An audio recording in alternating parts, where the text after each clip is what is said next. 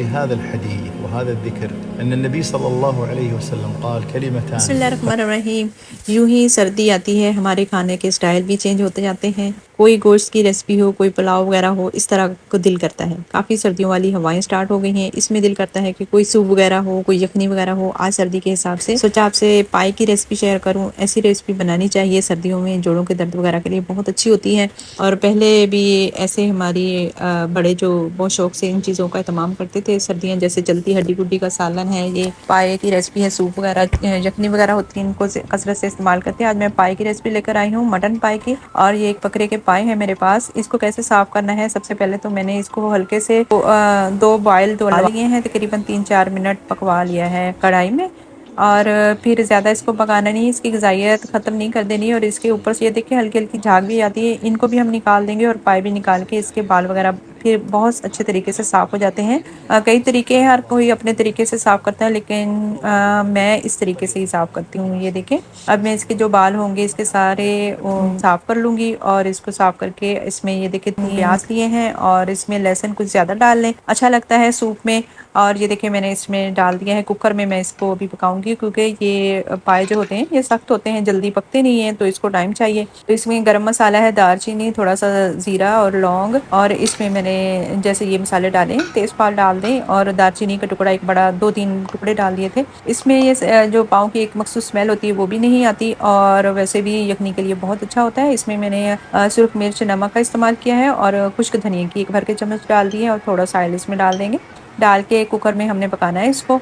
और कितनी देर पकाएंगे ये हमारी वीडियो के साथ रहिएगा। अगर आप नए हैं तो मेरे चैनल को सब्सक्राइब जरूर करें, लाइक करें और शेयर भी करें। ये देखिए मैंने इसमें तकरीबन 1-1.5 किलो मैंने इसके अंदर लगभग पानी डाल दिया है, ताकि ये कुक होते रहें तकरीबन आधे घंटे तक, 35 मिनट तक। ये जल्दी नहीं पकते। मैंने निकाल लिया था तकरीबन आधे घंटे बाद, और ये देखिए पाए इस कंडीशन में आ गए, काफ़ी गल चुके हैं। और मैं चाह रही हूँ कि इनका गुदा जो है वो हड्डियों के साथ ही रहे।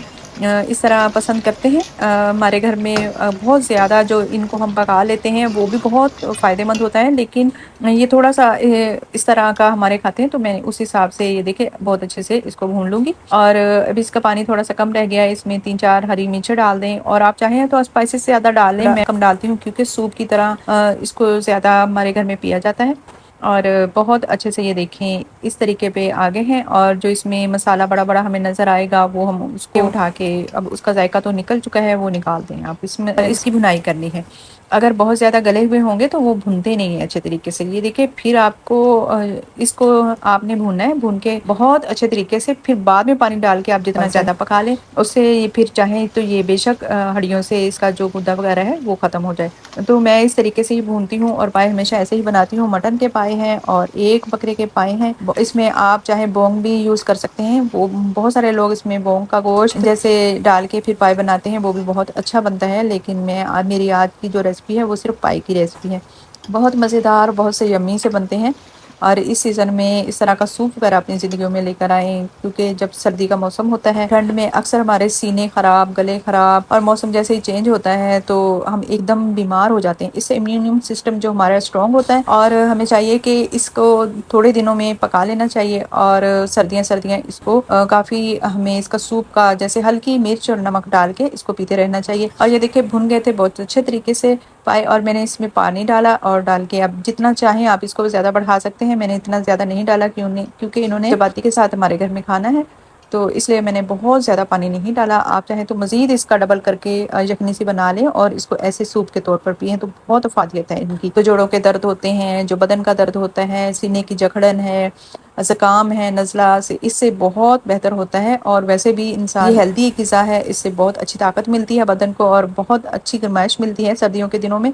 तो इन चीज़ों का इस्तेमाल, तो ये देखिए बहुत अच्छे से मैंने इसको भून के पानी डाल दिया था, और डाल के अभी मैंने इसमें हरा धनिया थोड़ा सा डाल दिया है। तकरीबन हमारा जो है पाए का सालन बन के तैयार हो गया है। अब मैं आपको डिश आउट करके भी दिखाऊंगी। और बहुत अच्छी रेसिपी है, बहुत जल्दी बन जाती है। जल्दी तो खैर नहीं बनती, टाइम लगता है इनको, थोड़ा सा आधा घंटा 35 मिनट लगते हैं इनको, लेकिन आप इनको हल्की आंच पे पकाएं और पकने के लिए रख दें। अब मैं इसको चेक करूंगी कि इसकी सारी चीज़ें पूरी परफेक्ट हैं, इसमें नमक हर चीज़। और मैंने जब इसको देखा तो बहुत अच्छे से सब चीज़ें इसकी परफेक्ट थी। तो जिस तरह का हम खाते हैं, बहुत हल्की मिर्च खाते हैं और ना बहुत ज़्यादा तेज़ मिर्च खाते हैं, हम नॉर्मली खाते हैं।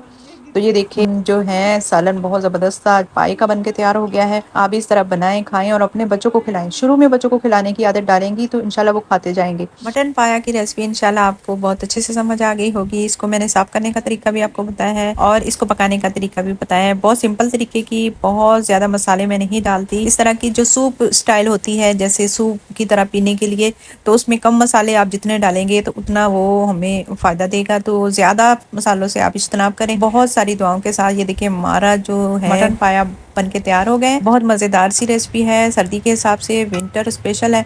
तो दुआओं में याद रखिएगा, बहुत सारा अपना ख्याल रखिएगा, अपना, अपने बुजुर्गों का, अपने बड़ों का और अपना, खास करके अपना। तो अस्सलाम वालेकुम वरहमतुल्लाहि वबरकातुहू।